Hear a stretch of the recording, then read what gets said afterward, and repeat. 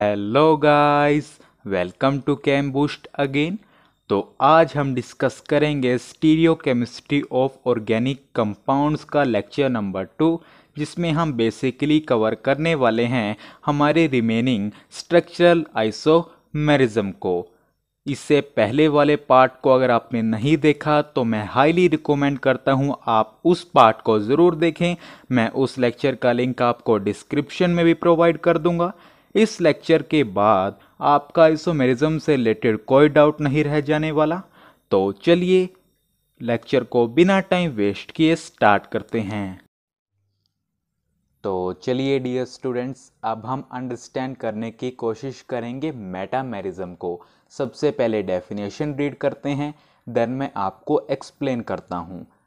Compounds having the same molecular formula but different number of carbon atoms or alkyl groups on either side of functional group are called metamers and the phenomena is called metamerism। क्या कहना चाह रहा है कि हमारे पास कुछ ऐसे compounds होते हैं जिनमें मोलिकुलर फॉर्मूला तो सेम होता है, लेकिन फंक्शनल ग्रुप के आइदर साइड जो कार्बन एटम्स हैं वो डिफरेंट नंबर में होते हैं, या हम बोल सकते हैं डिफरेंट एल्काइल ग्रुप्स होते हैं।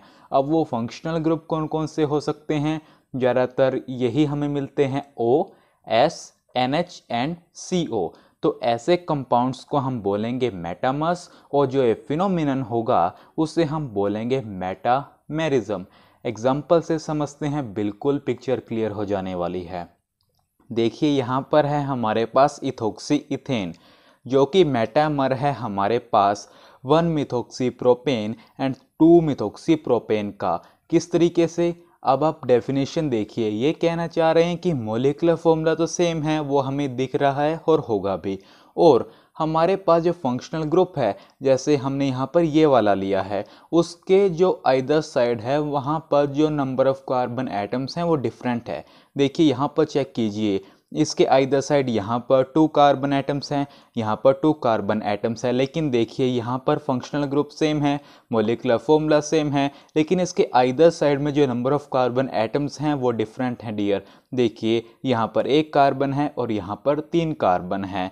इसी तरीके से अगर हम यहाँ पर ये वाला एग्जांपल है CO वाला, तो पेंटेन 3 ओन मेटामर है पेंटेन 2 ओन और 3 मिथाइल ब्यूटेन 2 ओन का। किस तरीके से? डेफिनेशन अभी हमने बताई।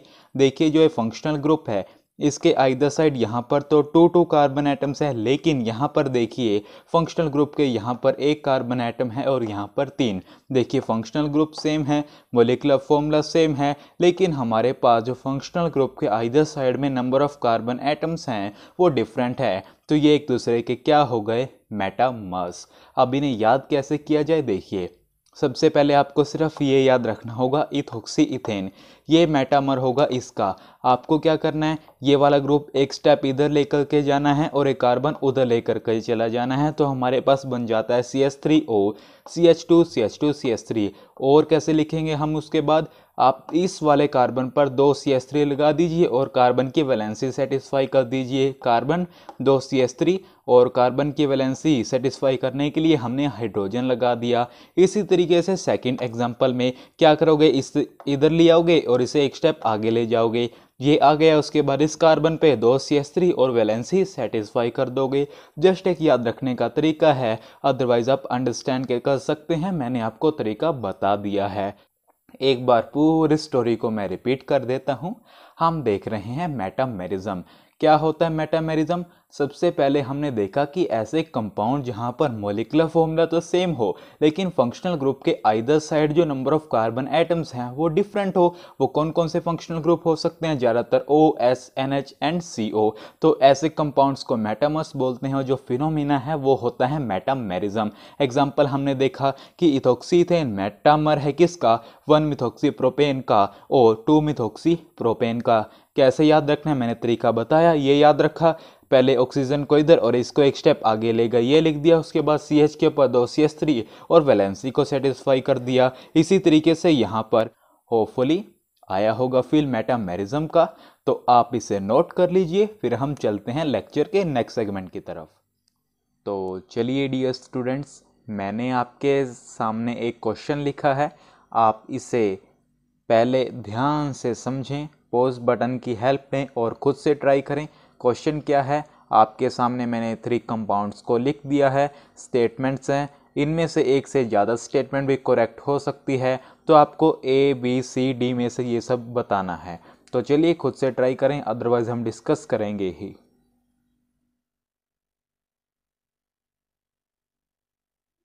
कर लिया ट्राई? तो चलिए, अभी जस्ट हमने मेटामेरिज्म को देखा है, क्लियर है, उनमें ये फंक्शनल ग्रुप भी प्रेजेंट था। आप देख सकते हैं इसके आइदर साइड में जो नंबर ऑफ कार्बन एटम्स हैं वो डिफरेंट हैं, तो ये तीनों मेटामर्स तो हैं, तो पहली स्टेटमेंट तो करेक्ट हो गई। अब और कोई है? और कोई भी है। बी स्टेटमेंट को देखिए क्या कह रही है, 2 and 3 are position isomers also, कि मेटामर्स होने के साथ साथ ये पोजीशन आइसोमर्स भी हैं।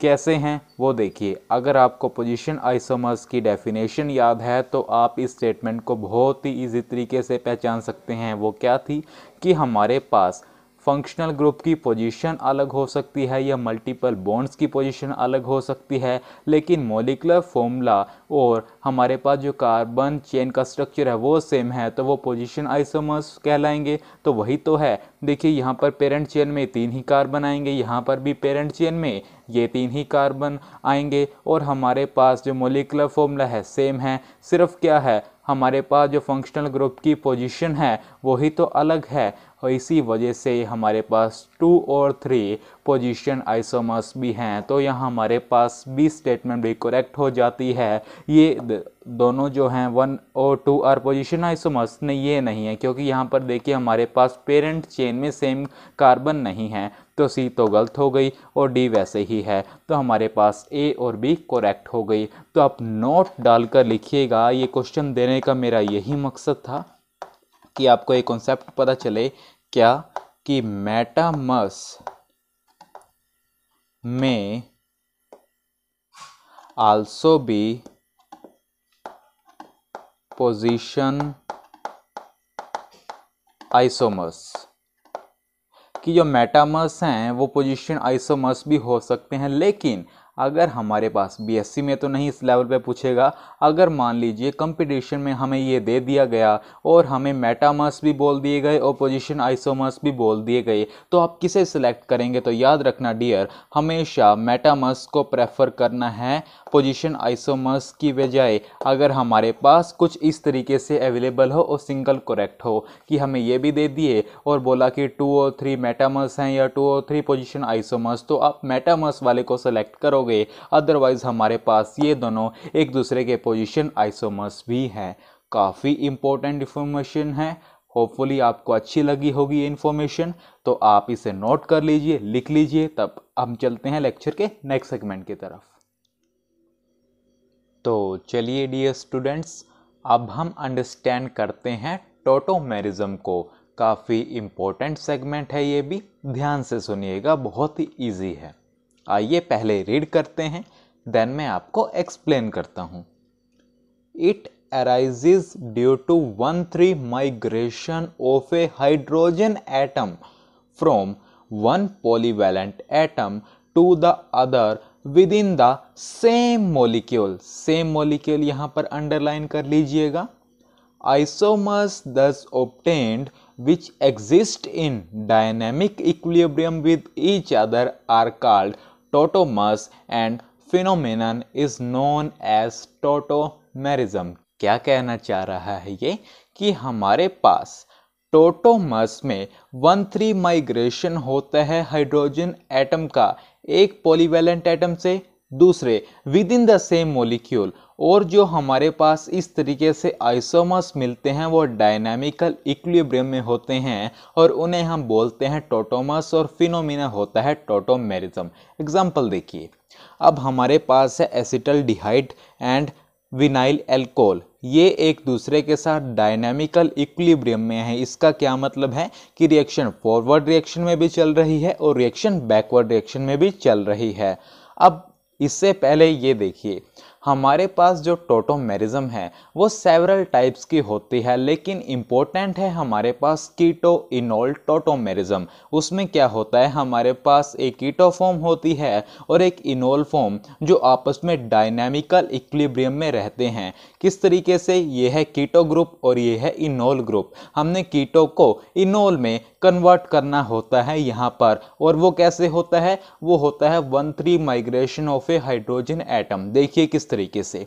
अब देखिए, ये जो फंक्शनल ग्रुप है इससे नेक्स्ट वाला कार्बन होता है अल्फा कार्बन, और उस पर जो हाइड्रोजन प्रेजेंट होते हैं उन्हें हम बोलते हैं अल्फा हाइड्रोजन्स। अब देखिए, ये है 1 2 3। आपको क्या करना है कि 1 से हाइड्रोजन थर्ड पर भेज देना है और यहाँ पर लगा देना है डबल बॉन्ड। याद करने के लिए बता रहा हूँ।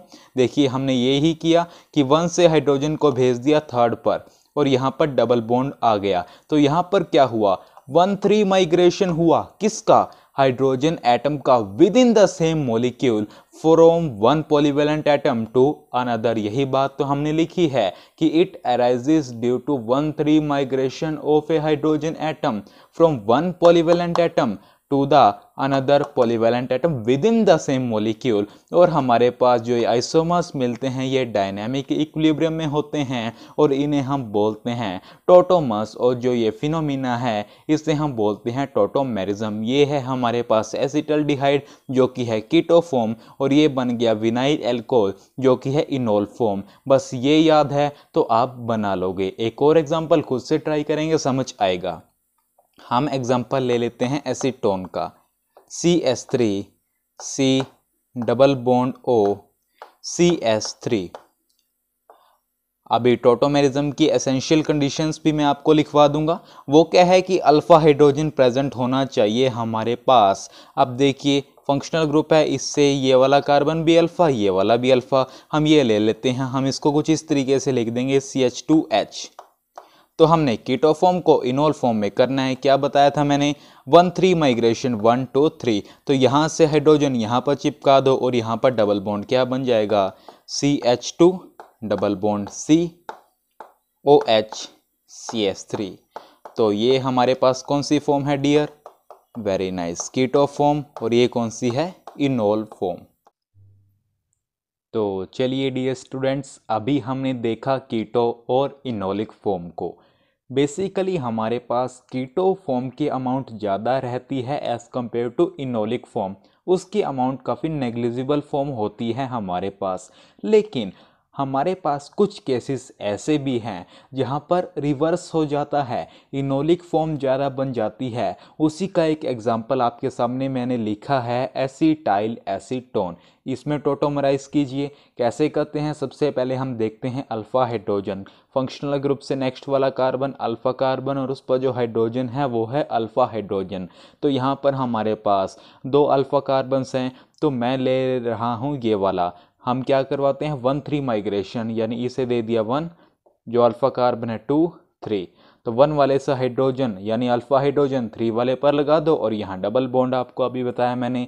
तो ये क्या बन जाएगा, CH3 कार्बन OH, यहाँ पर बन जाएगा double bond CH C double bond O CH3।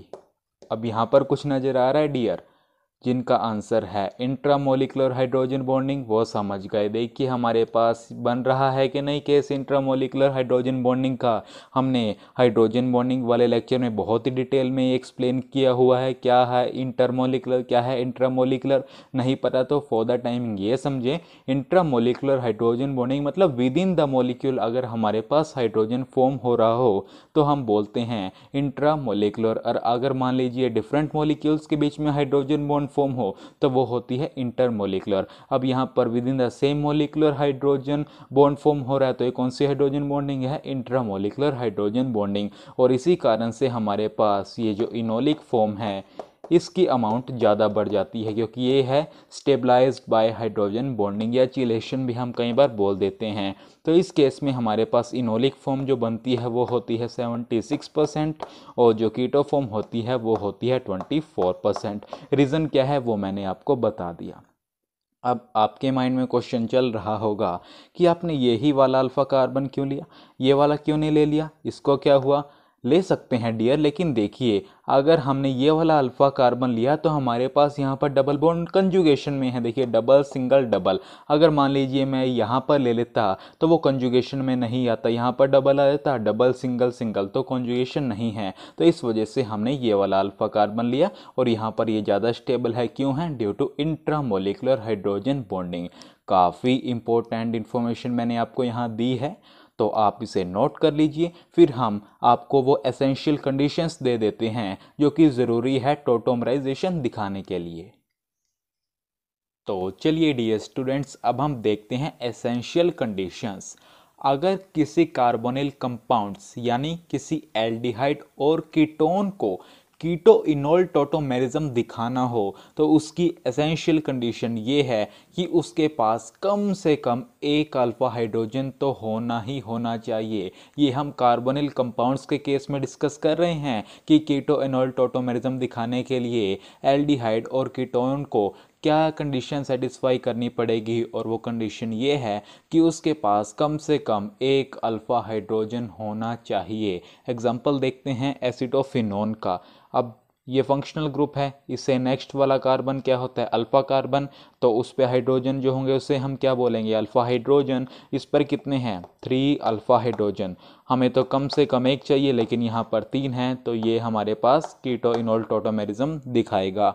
यहाँ पर आ जाइए, फंक्शनल ग्रुप से नेक्स्ट वाला कार्बन अल्फा कार्बन, कितने हाइड्रोजन है? 2। तो ये है हमारे पास 2 अल्फा हाइड्रोजन। कम से कम एक होना चाहिए, यहाँ पर 2 हैं, तो ये भी कीटो इनोल टोटोमेरिज्म दिखाएगा। यहाँ पर देखिए ये है फंक्शनल ग्रुप, इससे नेक्स्ट वाला कार्बन जो है अल्फा कार्बन, यहाँ पर 2 हाइड्रोजन हमारे पास हैं। इसी तरीके से यहाँ भी 2 हाइड्रोजन हमारे पास प्रेजेंट हैं। तो यहाँ पर टोटल कितने अल्फा हाइड्रोजन है? 1 2 3 4, 4 अल्फा हाइड्रोजन एटम। तो ये भी हमारे पास कीटो इनोल टोटोमेरिज्म दिखाएगा। इस केस में आइए ध्यान से सुनिएगा। अब देखिए ये फंक्शनल ग्रुप, इससे नेक्स्ट वाला कार्बन अल्फा कार्बन, इससे नेक्स्ट वाला कार्बन अल्फा कार्बन। अब यहाँ पर एक हाइड्रोजन प्रेजेंट है, क्योंकि 4 ही बना सकता है ना कार्बन। ये डबल बॉन्ड है, एक ये सिंगल बॉन्ड और एक ये हाइड्रोजन। तो यहाँ पर हमारे पास कितने अल्फा हाइड्रोजन हो गए? 2 अल्फा हाइड्रोजन। तो इसे तो दिखाना चाहिए, लेकिन ये नहीं दिखाता। नोट बना करके लिख लीजिएगा, alpha hydrogen attached to sp2 carbon does not participate in tautomerism। No doubt कि अल्फा हाइड्रोजन प्रेजेंट है, लेकिन sp2 कार्बन पर है, तो ये टोटोमेरिज्म में पार्टिसिपेट नहीं करेगी। बहुत ही यूज़फुल इन्फॉर्मेशन है, इसे नोट कर लीजिएगा। तो आप इसे नोट करें, फिर मैं आपको एक क्वेश्चन दे देता हूँ। तो चलिए डियर स्टूडेंट्स, मैंने आपके सामने क्वेश्चन लिख दिए हैं। आपको बताना है कि इनमें से कौन कीटो इनोल टोटोमेरिज्म शो करेगा और कौन नहीं करेगा। पॉज बटन की हेल्प लें, हर कॉन्सेप्ट मैंने आपको दे दिया है। आपका ये क्वेश्चन ठीक होना चाहिए, ट्राई करें। कर लिया ट्राई? तो आइए डिस्कस करते हैं। बस एसेंशियल कंडीशन क्या है कि अल्फा हाइड्रोजन कम से कम एक तो प्रेजेंट होना चाहिए। फंक्शनल ग्रुप से नेक्स्ट वाला कार्बन अल्फा कार्बन, इस पर हाइड्रोजन है, एक अल्फा हाइड्रोजन है। क्या ये दिखाएगा? जी नहीं दिखाएगा, क्योंकि sp2 कार्बन पर प्रेजेंट है, मैंने आपको लिखवा दिया है। यहाँ पर तो अल्फा हाइड्रोजन ही नहीं है, तो ये भी नहीं दिखाएगा। कार्बन कार्बन डबल बॉन्ड से नेक्स्ट वाला कार्बन अल्फा कार्बन, कितने अल्फा हाइड्रोजन है? 5 अल्फा हाइड्रोजन। कम से कम एक होना चाहिए, यहाँ पर तो 5 है, ये तो दिखाएगा ही दिखाएगा। फंक्शनल ग्रुप से नेक्स्ट वाला कार्बन अल्फा कार्बन, कितने हाइड्रोजन है? 2 अल्फा हाइड्रोजन। तो ये तो दिखाएगा ही दिखाएगा। तो हमारे पास कौन कौन से ऑप्शन हो गए? एक हो गया हमारे पास सी और एक हो गया हमारे पास डी। कि हमारे पास सी और डी हैं जो हमारे पास कीटो इनोल टोटोमेरिज्म दिखाएंगे। आई थिंक कोई डाउट नहीं रह जाना चाहिए। अब टोटोमेरिज्म से रिलेटेड बहुत ही डीप द ग्राउंड जाकर मैंने क्लियर करने की कोशिश की है आपको। तो आप इसे नोट कर लीजिए, समझ लीजिए, फिर हम चलते हैं लेक्चर के नेक्स्ट सेगमेंट की तरफ। तो चलिए डियर स्टूडेंट्स, इससे पहले कि हम रिंग चेन आइसोमेरिज्म पर चलें, उससे पहले आपको नॉलेज होना ज़रूरी है डीबीई के बारे में। क्या है डीबीई? Double bond equivalent. क्या बताता है ये? Basically it implies the sum of double bond and rings present in a molecule, कि हमारे पास एक मॉलिक्यूल में कितने डबल बॉन्ड्स और रिंग्स प्रेजेंट हैं, वो हमें कौन बताता है? Double bond equivalent. इसका क्या फॉर्मूला होता है? वो होता है कार्बन -H/2 + N/2 + 1। सी क्या है यहाँ पर? Number of carbon atoms. H यहाँ पर क्या है? Number of hydrogen and halogen atoms, मतलब हाइड्रोजन प्रेजेंट हो तो ये H हाइड्रोजन स्टैंड करेगा, अगर हेलोजन है तो ये H हेलोजन एटम्स के लिए स्टैंड करेगा। N क्या है? Number of nitrogen atoms. तो अगर हम इस फॉर्मूले का यूज़ करें तो हमारे पास निकल आएगा डबल बॉन्ड इक्विवेलेंट। अब अगर मान लीजिए कैलकुलेशन करने के बाद किसी मॉलिक्यूल के लिए हमारे पास डबल बॉन्ड इक्विवेलेंट निकल आया 1, तो उसका क्या मतलब है? उसका मतलब ये है डियर कि उस मॉलिक्यूल में या तो एक रिंग हो सकती है या एक डबल बॉन्ड प्रेजेंट हो सकता है। दो डबल बॉन्ड इक्विवेलेंट निकल आए तो या तो हमारे पास 2 रिंग्स हो सकती हैं, या 2 डबल बॉन्ड्स प्रेजेंट हो सकते हैं, या 1 ट्रिपल बॉन्ड प्रेजेंट हो सकता है, या 1 रिंग + 1 डबल बॉन्ड प्रेजेंट हो सकता है। और स्पेशली बेंजीन के लिए हमें 4 डीबीई चाहिए होते हैं, 1 रिंग के लिए और 1 for each carbon double bond card, और 3 हमारे पास डबल बॉन्ड होते हैं तो एक एक एक इनके लिए यूज़ हो गया, तो हमें चाहिए होते हैं 4 डीबीई, एक रिंग के लिए और each carbon double bond carbon के लिए। तो ये तो समझ आ गया होगा। एग्जाम्पल देखिए, इसके लिए कैलकुलेट करना है आपको डबल बॉन्ड इक्विवेलेंट, तो आप कैसे करोगे? इस फॉर्मूले का यूज़ करो। कार्बन एटम कितने हैं? 5, हेलोजन नहीं है, हाइड्रोजन है कितने हैं? 8/2, नाइट्रोजन है नहीं है, +1, तो 5 - 4 + 1 = 2। यहाँ पर हमारे पास 2 डबल बॉन्ड इक्विवेलेंट आ गए। तो इसका मतलब क्या है वो मैंने आपको बता दिया। या तो इसमें 2 रिंग प्रेजेंट हो सकती हैं, या डबल बॉन्ड्स 2 प्रेजेंट हो सकते हैं, या 1 ट्रिपल बॉन्ड प्रेजेंट हो सकता है, या 1 रिंग + 1 डबल बॉन्ड प्रेजेंट हो सकता है। बहुत ही इम्पोर्टेंट चीज़ मैं ये आपको दे रहा हूँ, ये हर जगह आपको काम आएगा, तो आप इसे नोट कर लीजिए बहुत अच्छे तरीके से। इसके बाद आपको रिंग चेन आइसोमर में कोई दिक्कत आने ही नहीं वाली है। आप इसे नोट कर लीजिए, फिर हम डिस्कस करते हैं रिंग चेन आइसोमेरिज्म को। तो चलिए डियर स्टूडेंट्स, अब हम डिस्कस करते हैं रिंग चेन आइसोमेरिज्म को। क्या होते हैं ring chain isomerism? Basically dear ऐसे कंपाउंड्स जिनमें हमारे पास मॉलिक्यूलर फॉर्मूला तो सेम हो, लेकिन वो compounds open chain as well as cyclic structures possess करें, तो ऐसे कंपाउंड्स को हम बोलते हैं रिंग चेन आइसोमर्स, और जो ये फिनोमिनन है उसे हम बोलते हैं रिंग चेन आइसोमेरिज्म। यही बात हमने डेफिनेशन में लिखी है। क्या? compounds having the same molecular formula but possessing open chain and cyclic structures are called ring chain isomers, and the phenomenon is known as ring chain isomerism। Example देखते हैं। C3H6 represent हमारे पास propane और cyclopropane. देखिए हमारे पास chain भी है और ring भी है, तो ये दोनों क्या हो गए? Ring chain isomers. अब यहाँ पर मैं आपको डबल बॉन्ड इक्विवेलेंट सीखने का फ़ायदा दिखाने जा रहा हूँ। मान लो हमें पता ही नहीं ये ऐसे हैं, आपको ये फॉर्मूला पता है, आपको ये देखना है कि ये रिंग चेन बता भी रहा है या नहीं। अब डबल बॉन्ड इक्विवेलेंट कैलकुलेट करो। क्या फॉर्मूला होता है हमारे पास डबल बॉन्ड इक्विवेलेंट का? कार्बन -H/2 प्लस में N/2 प्लस में 1। मेरे ख्याल से यहाँ प्लस, ये देख लेना अगर साइन गड़बड़ हो तो हमारे पास कैलकुलेट करें तो क्या होगा? 3 - 6/2, नाइट्रोजन है ही नहीं, प्लस में 1, तो हमारे पास 1 dBe आ गया। अब 1 dBe का मतलब क्या कि या तो एक डबल बॉन्ड होगा और या एक रिंग होगी। तो डबल बॉन्ड को हम कैसे रिप्रेजेंट करेंगे कि हमारे पास कार्बन 3 रहें और H6 CH3 CH double bond CH2, carbon 3 है, हाइड्रोजन 6 है।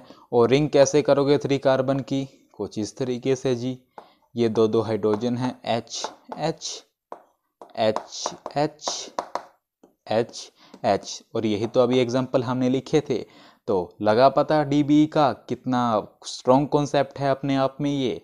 तो ये था हमारे पास रिंग चेन आइसोमेरिज्म। तो it is all about today. I think जो हमने आइसोमेरिज्म के जो दो ये लेक्चर्स देखे हैं, इसके बाद आपका कोई डाउट नहीं रह गया होगा। अब आपकी ड्यूटी है कि आप इस टॉपिक को कितना स्ट्रॉन्ग करते हैं अपनी बुक से पढ़कर और प्रैक्टिस कर कर। हर कॉन्सेप्ट मैंने आपको यहाँ पर देने की कोशिश की है।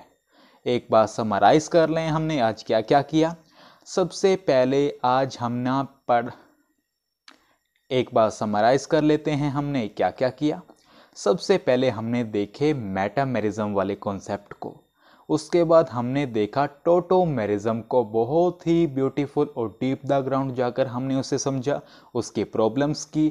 उसके बाद हमने रिंग चेन आइसोमेरिज्म को देखा और इससे पहले डबल बॉन्ड इक्विवेलेंट को भी देखा। होपफुली लेक्चर्स आपको काफ़ी पसंद आ रहे होंगे। आप अपनी फीडबैक हमें कमेंट सेक्शन में ज़रूर दें।